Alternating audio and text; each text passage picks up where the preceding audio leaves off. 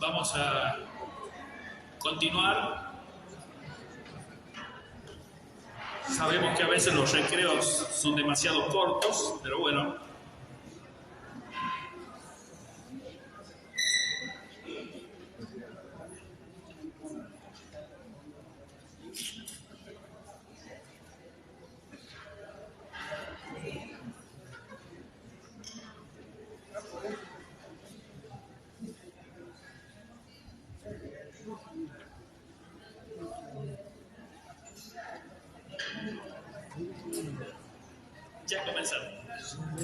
Ya comenzamos. Bueno, me toca a mí saludarlos. Muy buenas tardes para todos. Mi nombre es Marcelo Miguel. Miguel es mi apellido, lo aclaro porque seguramente ya van a estar preguntando. Y con mi esposa participamos de la pastoral de familias aquí en La Rioja, y la verdad que estoy muy contento de estar participando con ustedes. Gracias a Dios ya estamos marchando en este encuentro social del NOA. Les comento cómo va a ser nuestra metodología de trabajo para que, como decían nuestros pastores, generemos un verdadero espacio de encuentro, intercambio y profundización. Cuando ingresaron, les entregaron unas carpetas. En esas tienen hojas en blanco y lapiceras para que a medida que transcurran las disertaciones, escriban, además de lo que resulte importante para cada uno de ustedes, las preguntas que le gustaría hacer al disertante. Al concluir, esas hojas serán recogidas por los servidores y luego los expositores irán respondiendo. Tanto la idea principal como las preguntas y respuestas irán generando reflexiones que construirán y nutrirán no solo el documento final, sino evidentemente y seguramente nuestros corazones. El nombre de la primera disertación de nuestro encuentro es Celebrar la democracia en el marco de los 10 años del papado de Francisco, y estará a cargo del señor Humberto Podete. Aplausos, por favor.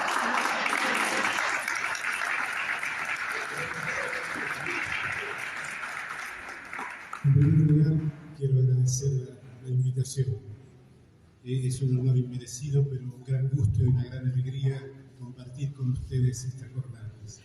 Quiero agradecer en particular a Monseñor Dante, a Don Venezuela, a la hermana Silvia, que me invitaron, me acogieron, me hicieron sentir como un hermano verdaderamente de todos ustedes. En segundo lugar, creo que con la presentación que hicieron los jóvenes, con sus frases y sus músicas, dijeron casi todo lo que se puede decir sobre nuestra historia, nuestro presente y nuestro futuro particularmente.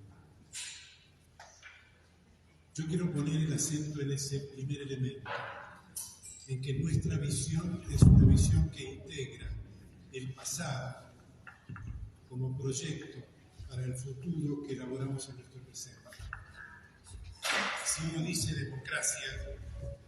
uno dice democracia, debe recordar que en América Latina, hace 500 años, en una reflexión acerca de América y los americanos, se construyó la primera idea integral de democracia, aquella que debemos proyectar hacia el futuro, aquella en la que el pueblo realmente delibera y gobierna respecto de su presente y particularmente proyecta su futuro.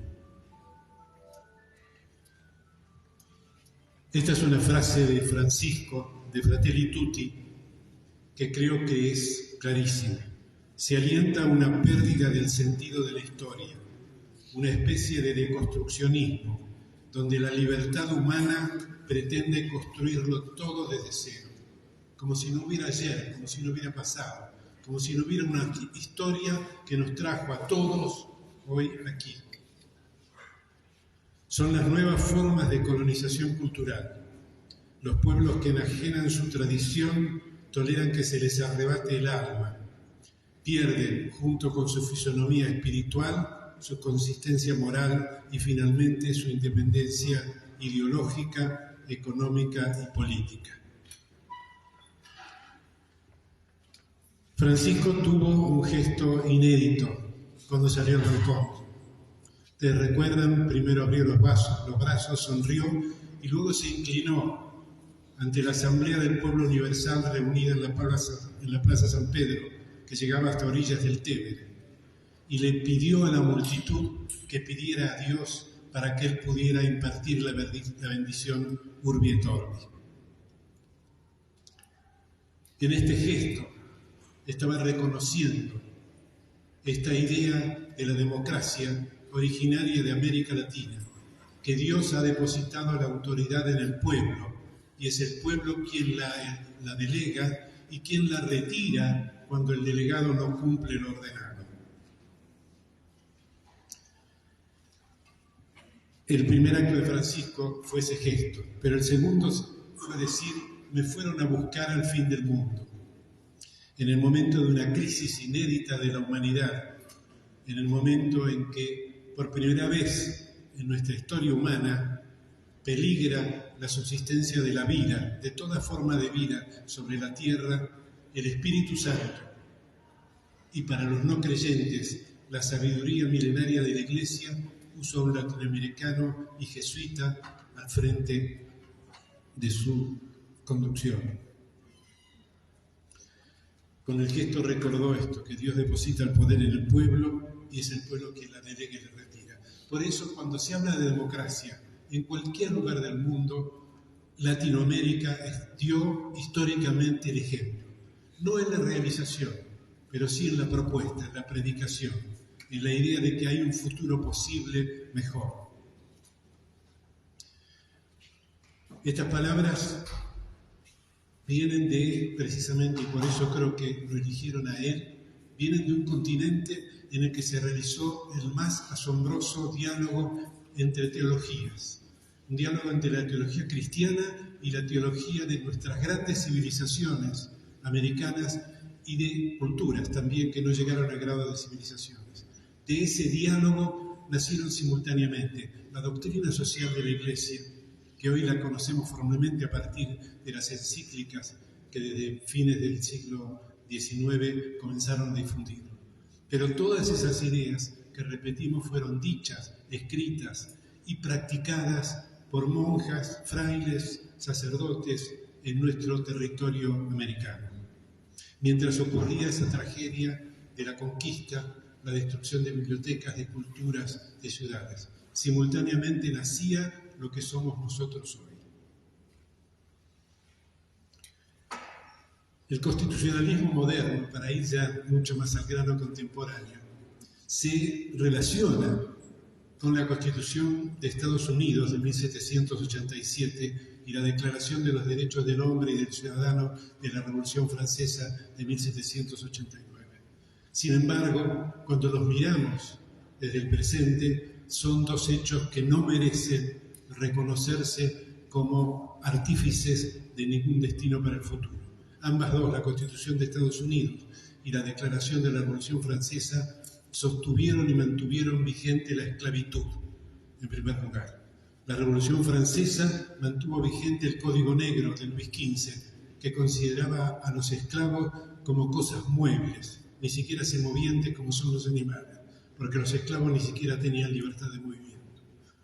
Y la Constitución norteamericana mantuvo la esclavitud vigente en casi todos sus estados, salvo 3 que la habían abolido. Pero además establecieron ambos la democracia de representantes. No depositaron la soberanía en el pueblo, sino que la depositaron en sus representantes. Esto que citaba hoy Monseñor Dante de lo que dijo Pérez Esquivel. Tenemos una democracia en la que la autonomía y la capacidad de decisión no residen en el pueblo, sino en quienes elegimos como nuestros representantes. Como fruto de ese origen, de ese pensamiento, que se enseñó en 25 universidades en nuestra América.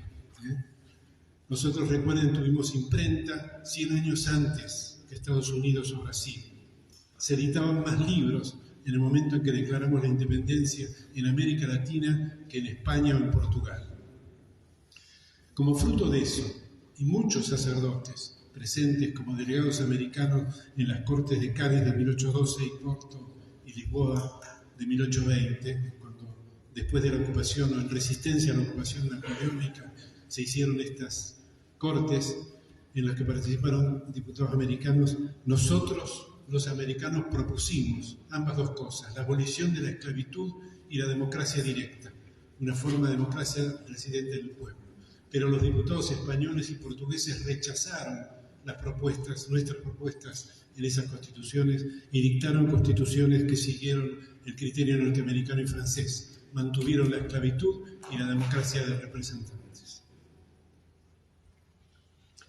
Pero de todas maneras, desde ese entonces, para todo el mundo, constitución y democracia se asociaron. La constitución como la norma jurídica básica, como el acuerdo fundamental que reúne a todos los habitantes de un territorio, a todo el pueblo de una nación. Y al mismo tiempo como mecanismo o forma de gobierno. Constitución y democracia quedaron definitivamente asociadas. Y por esto, para celebrar los 40 años ininterrumpidos de democracia, aunque tenemos muchas cosas anteriores tan valiosas o más que celebrar de nuestra democracia en América Latina, creo que tenemos que seguir este método de pensar simultáneamente a la Constitución y la democracia íntimamente asociadas y simultáneamente como sistema de gobierno y sistema de derecho de las personas y de las organizaciones comunitarias. Destaco esto porque creo que es muy frecuente escuchar defensas de la Constitución o lamentos sobre la pérdida de vigencia de la Constitución solamente cuando se refiere al sistema de gobierno, que indudablemente es importante, no hay ninguna duda de eso. Y a esto estamos llamados a participar. Creo que el llamado, obviamente, también de Monseñor Dante fue ese: participemos, comprometámonos.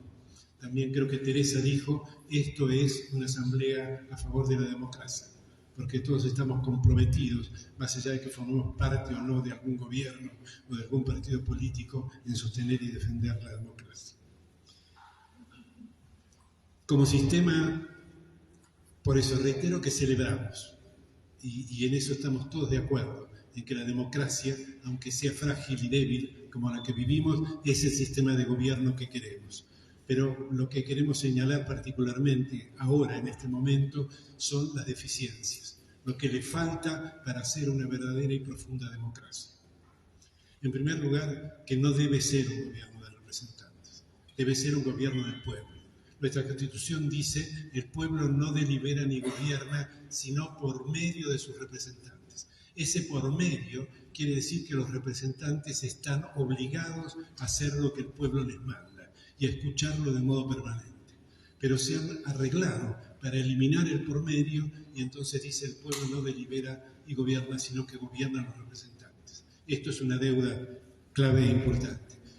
Y depende de nosotros, depende del compromiso que asumamos modificar esto. La segunda debilidad es el incumplimiento de los programas. Los programas son cada vez más pobres, más breves, pero de todas maneras son programas y en general contienen buenas ideas. Los programas de todos los partidos. Es muy difícil que uno disienta profundamente con alguno de los elementos de alguno de los programas de un partido. Pero sistemáticamente los programas se olvidan ni bien se asumen los cargos. En general, no digo que no haya honrosas y valiosas excepciones, pero de modo general se olvidan. Hay falta de participación interna en la elección de los candidatos. Si es el aparato o los intereses que influyen sobre el partido el que designa 1, 2, 3, 10 personas para competir como candidatos. Nadie puede hacerlo si no tiene detrás un respaldo del aparato partidario o de intereses, digamos, económicos o de otra naturaleza que lo alientan. Y también otro elemento muy importante es la ausencia de transparencia en el financiamiento.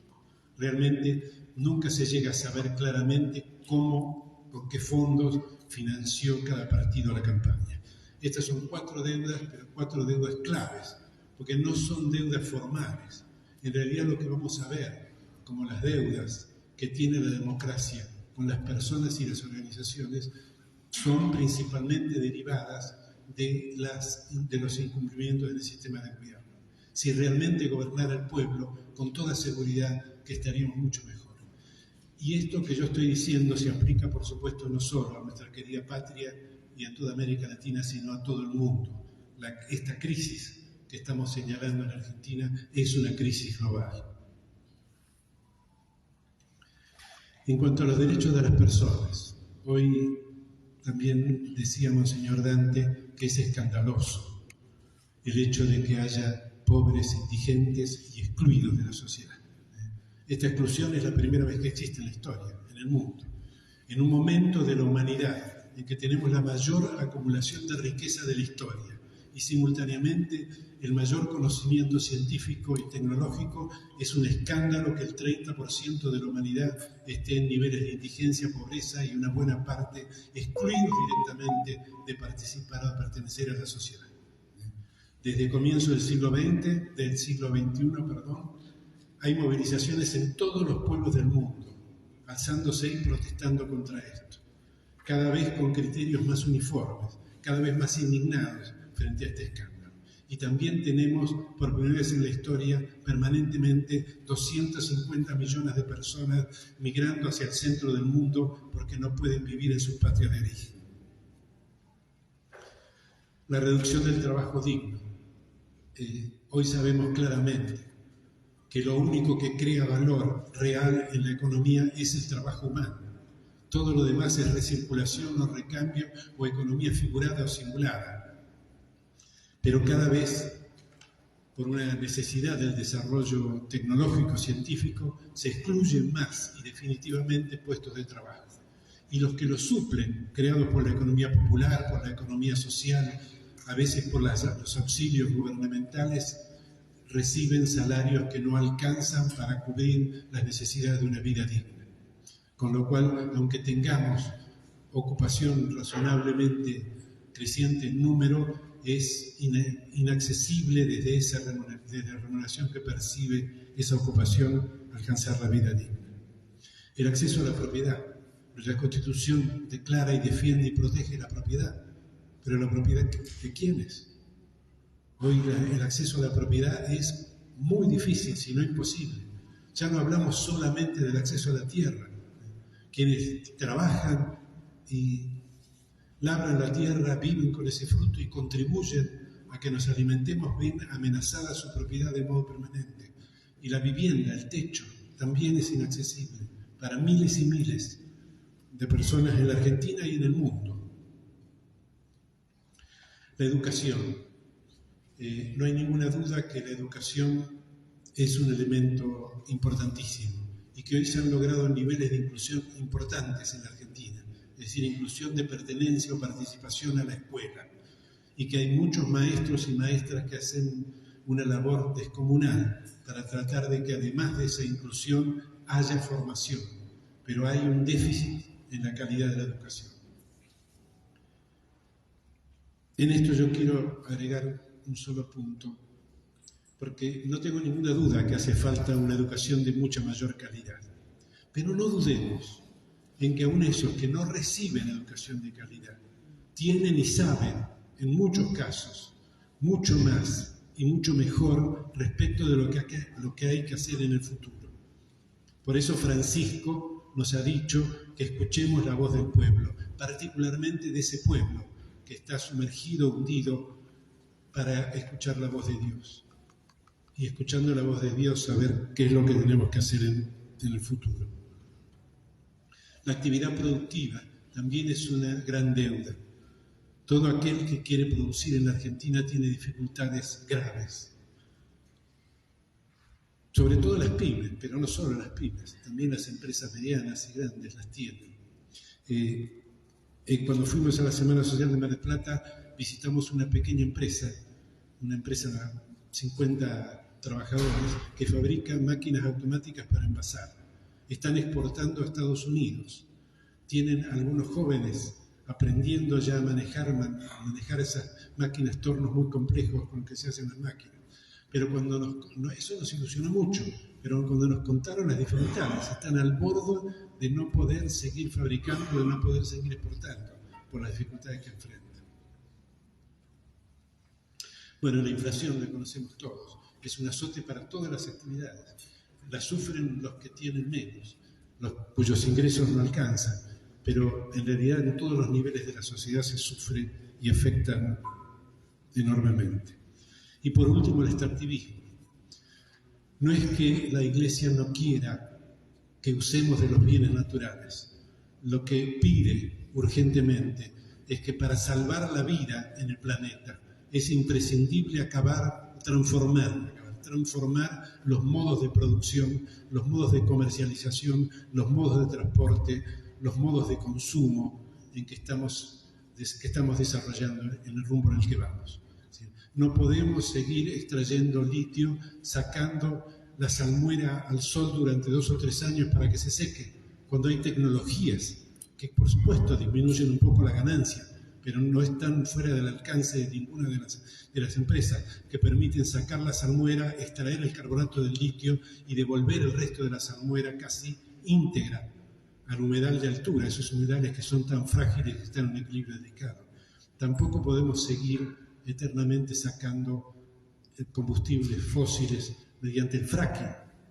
Tampoco podemos suspender el fracking hoy porque no tendríamos gas para encender las cocinas, pero sí debemos comenzar a prever que desarrollemos muchas, cientos, miles de fuentes de generación de energía sustentable para que de aquí a un periodo de tiempo determinado podamos efectivamente abandonar. Con cada uno de los puntos del extractivismo tenemos respuestas dadas para prever un futuro mejor. Creo que es un balance de las deudas que se expuso más o menos en los términos que yo lo planteé, de múltiples miradas políticas en la Semana Social en Mar del Plata. Y creo que además todos los vivimos todos los días, no hace falta recordarlos y rememorarlos. Que haya pobres, que haya hambrientos, que tengamos casi la mitad de nuestros jóvenes no alimentándose razonablemente en un país que produce alimentos para 300 millones de personas, es realmente escandaloso e inadmisible. Creo que cuando miramos el futuro, la primera cuestión es reintegrarnos la confianza en la patria mediante un acuerdo político profundo, amplio. No hace falta coincidir en demasiados puntos. Hay un número limitado de puntos, 10 puntos, que son suficientes, en que coincidan todas las fuerzas políticas, las fuerzas económicas y sociales. Pero eso es imprescindible para avanzar. Creo que también es la respuesta que están pidiendo los obispos de Jujuy, de la prelatura de Humahuaca y de Orán, para encontrar una salida a este conflicto de Jujuy. Si dejamos que la violencia se adueñe de las discusiones o debates que tenemos respecto del futuro, no hay ningún camino posible. El único camino para construir justicia es la paz, es el acuerdo, es el encuentro. Y para eso tenemos que ser capaces, cada uno de nosotros, de dar un paso atrás en las posturas que tenemos para permitir que haya espacio allí, que ese lugar sea ocupado por una idea que tiene el otro o la otra. Recordemos que la diversidad de ideas, tanto como la diversidad cultural, es vital para la vida del mismo modo que lo es la diversidad biológica. Consolidar y profundizar la democracia. Acá tenemos medios. Nuestra Constitución prevé medios para deliberar y gobernar todos juntos. En principio el plebiscito y la consulta, la iniciativa popular. Hay muchísimos proyectos de iniciativa popular. Ninguno de ellos ha llegado a ser tratado en el Congreso, aunque reúne las condiciones que pide la Constitución. Están archivados así.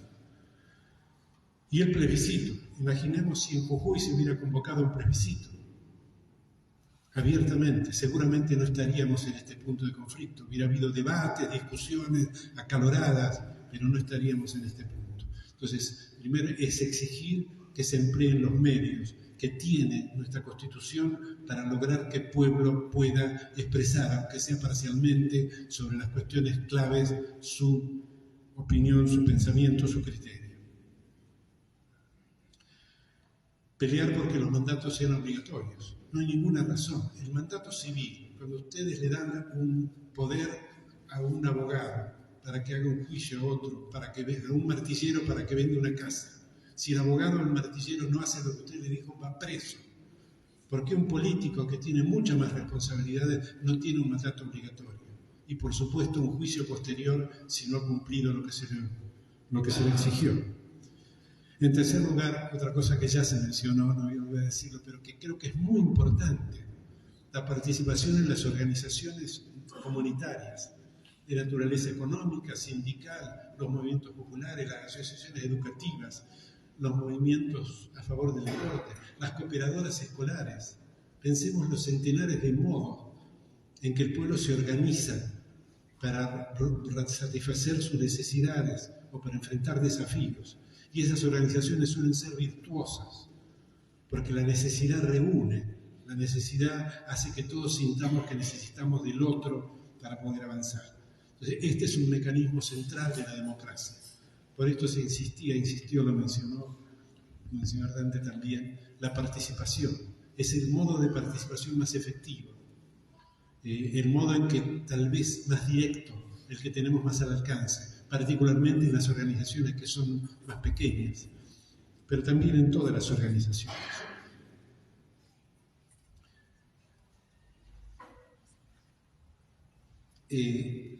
Como programa, muy rápidamente también, ¿qué respuestas tenemos? ¿Qué respuestas tiene la Iglesia?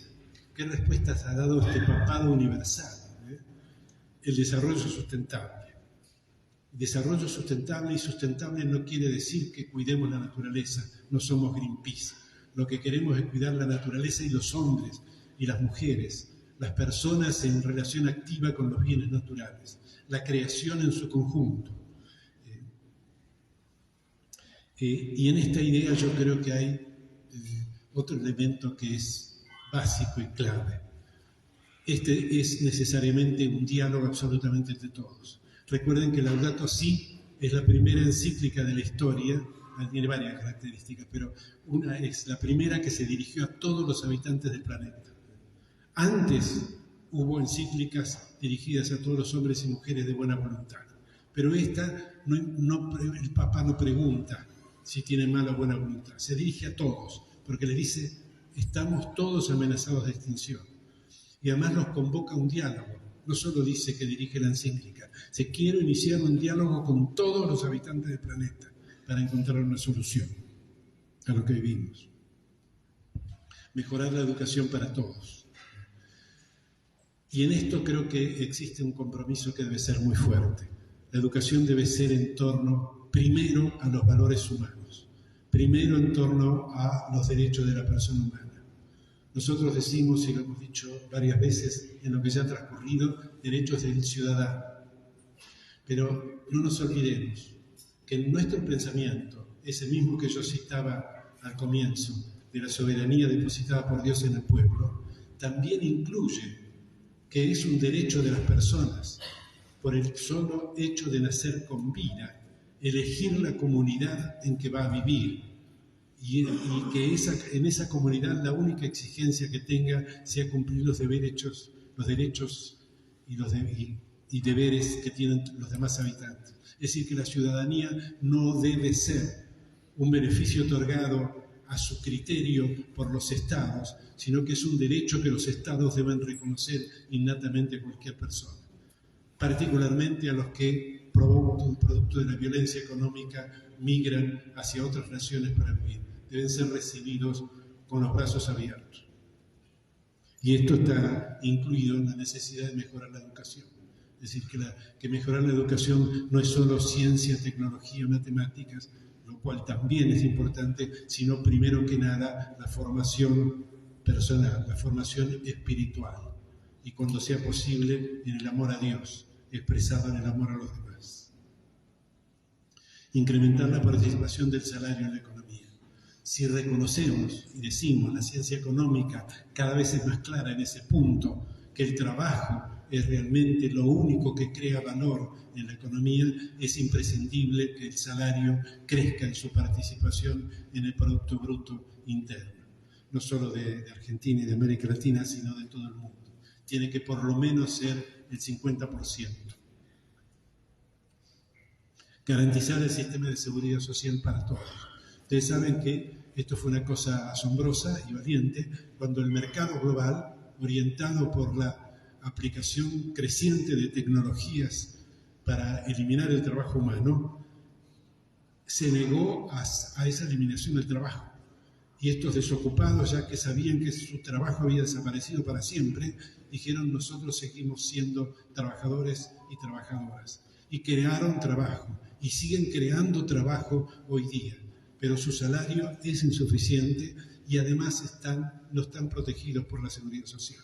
Por lo tanto, un primer punto es que el sistema de seguridad social cubra a todos los trabajos, a las amas de casa que trabajan, a los que cuidan enfermos, a los que mantienen con merenderos o comederos, etc. Cualquier forma de trabajo tiene que ser cubierta por la seguridad social. Estimular el desarrollo científico y tecnológico.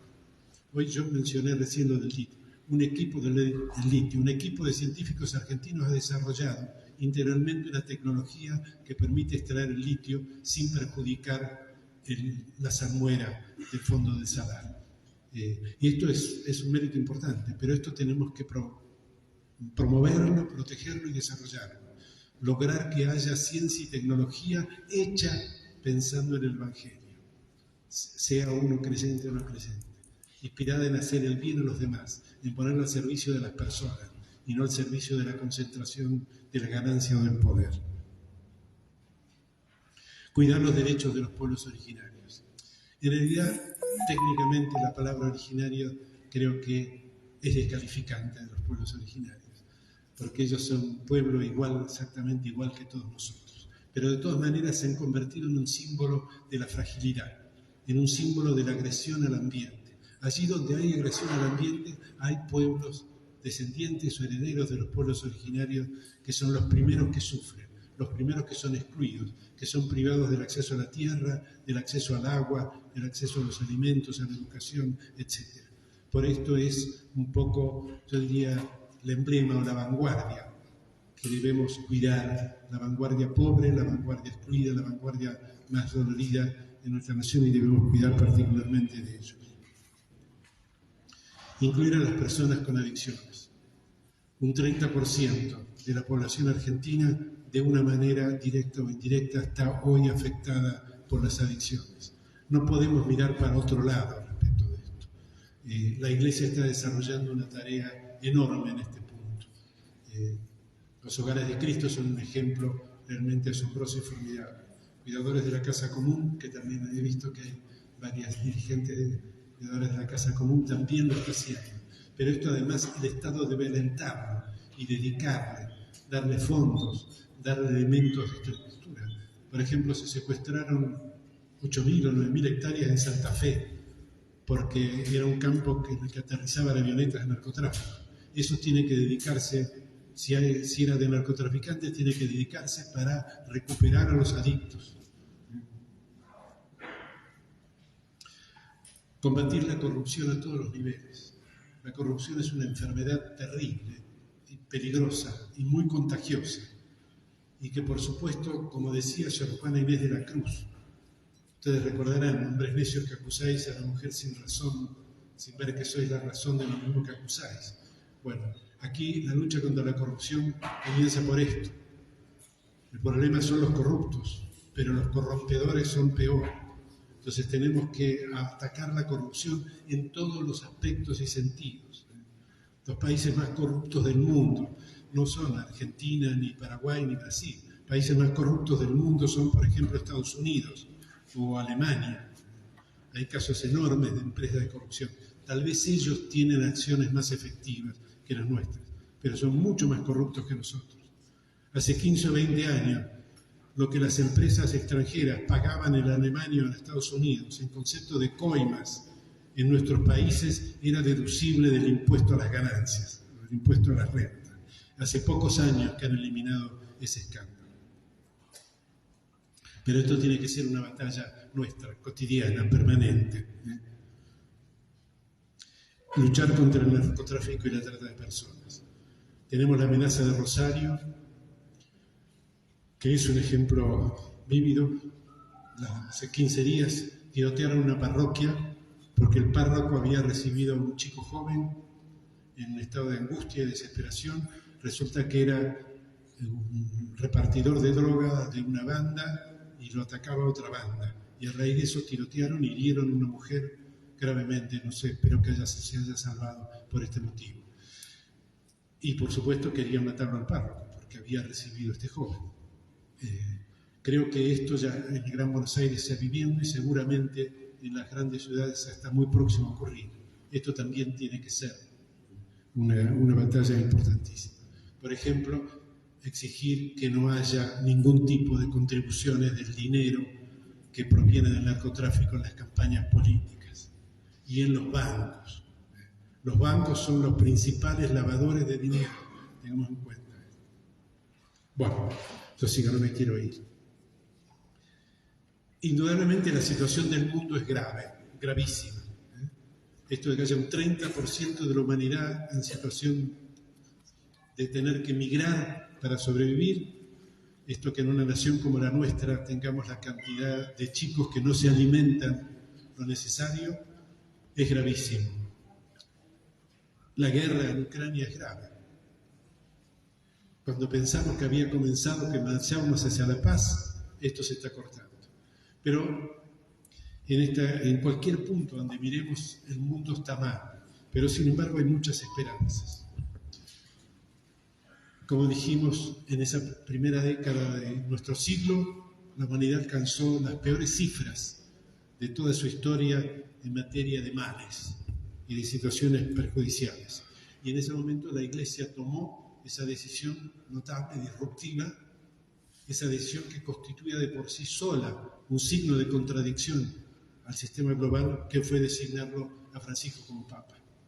Francisco no es solamente la persona de Francisco, son centenares de obispos, de sacerdotes, de religiosas, de religiosos, de laicos y de laicas que vivimos en Latinoamérica y hemos hecho posible que un obispo, un cura nuestro, fuera Papa. Podría haber sido otro, podría haber sido este colombiano que acaba de ser el cardenal Francisco, que le dicen el Francisco de Colombia. Podría haber sido cualquiera de los obispos, los sacerdotes que están presentes, todavía no de las religiosas, pero creo que nos falta mucho. Pero esto es lo importante, que citamos que fue nuestra iglesia, nuestro pueblo latinoamericano, nuestro pueblo fiel latinoamericano, el que puso a Francisco en el papado. Voy a terminar muy rápidamente. Laudato Si y Fratelli Tutti son un proyecto universal. No es un proyecto para los católicos, para los creyentes de los credos monoteístas o de cualquier otra religión. Es para todos los habitantes del planeta y realmente está siendo reconocido como tal. En China, por ejemplo, se han repartido 260 millones de ejemplares de Laudato Si en chino.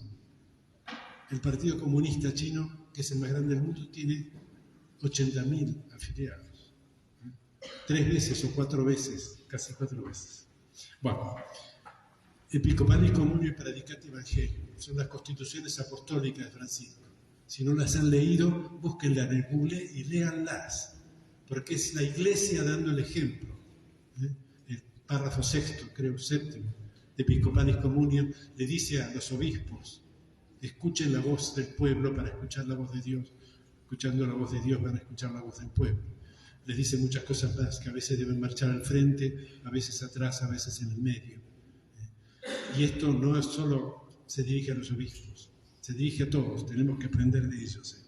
Y Predicati Evangelii que ha puesto la curia romana completa al servicio del pueblo fiel de Dios y al servicio de los obispos, que son los jefes territoriales de la Iglesia.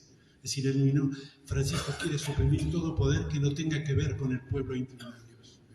Ustedes han visto la designación de Monseñor Fernández al frente del dicasterio de la doctrina de la fe. Y lo primero que él dijo es eso, ¿no? Recordó y criticó muchas cosas negativas, incluida la Inquisición, y dijo, bueno, voy a poner la oreja en el subsuelo del mundo para saber lo que debo hacer respecto de la fe. Recuperar, bueno, no quiero terminar mucho, pero este también es un elemento revolucionario de lo que ha hecho Francisco. Es decir, la globalización tecnocrática impone un presente continuo. Hay que estar corriendo todos los días tras las nuevas tecnologías, los nuevos sistemas, las actualizaciones de los softwares del teléfono, de la computadora, etc. Parecen convencernos que no hubo pasado y que no hay otro futuro más que este. Y para esto él ha previsto la recuperación del tiempo y el espacio plenos de sentido, enmarcando nuestra acción cotidiana. Y en América Latina ha creado estos nuevos sujetos eclesiales, territoriales. Es decir, la primera, la Conferencia Episcopal de la Amazonia, la red eclesial del acuífero Guaraní, el Gran Chaco, que está en marcha. Aquí hay algunos de los participantes en esa red, la red de la Amazonia, etc., que hoy son ejemplo en el mundo, ¿no?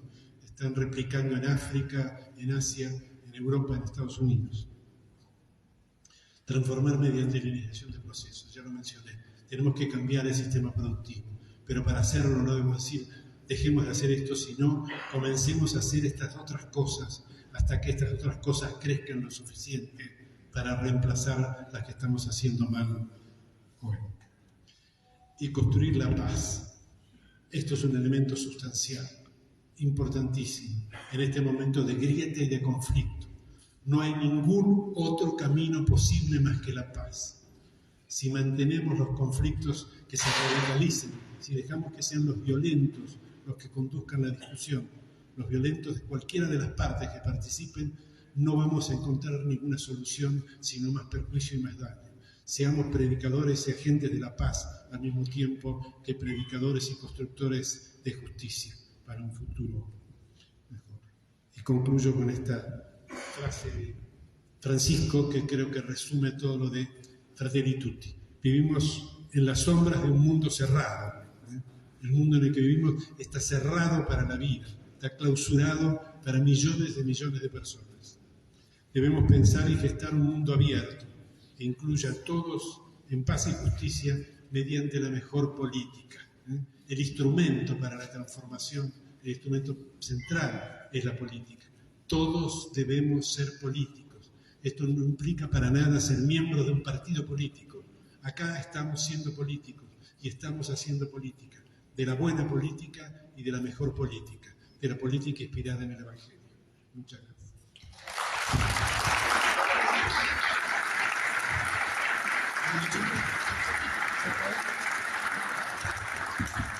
Muchas gracias, doctor. Vamos a proceder a entregarle un pequeño recordatorio. Mientras tanto, para los que, a pesar de que la mayoría lo conocen, aplausos por favor. Para los que vinieron por primera vez, el doctor Podetti es abogado, profesor de Cristianismo y Pensamiento Latinoamericano en la Universidad Nacional de Lanús, presidente de la Comisión Nacional de Justicia y Paz de la Conferencia Episcopal Argentina, coordinador de la Red Eclesial Justicia y Paz de la Patria Grande, miembro de la Asamblea Eclesial de América Latina y el Caribe y de la Red Especial de Gran Chaco y el Acuífero Guaraní. Nuevamente, muchísimas gracias, doctor.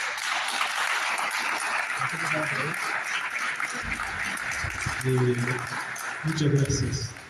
Yo estaba seguro de que me llevaba ya mucho más de lo que yo traía con lo que había presenciado y ahora además me llevo un montón de dones de la tierra riojana, así que nuevamente muy agradecido a todos.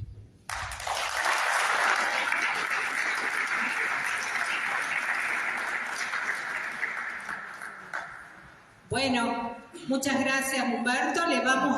Él nos va a seguir acompañando durante estos días en este encuentro. Habíamos previsto un tiempo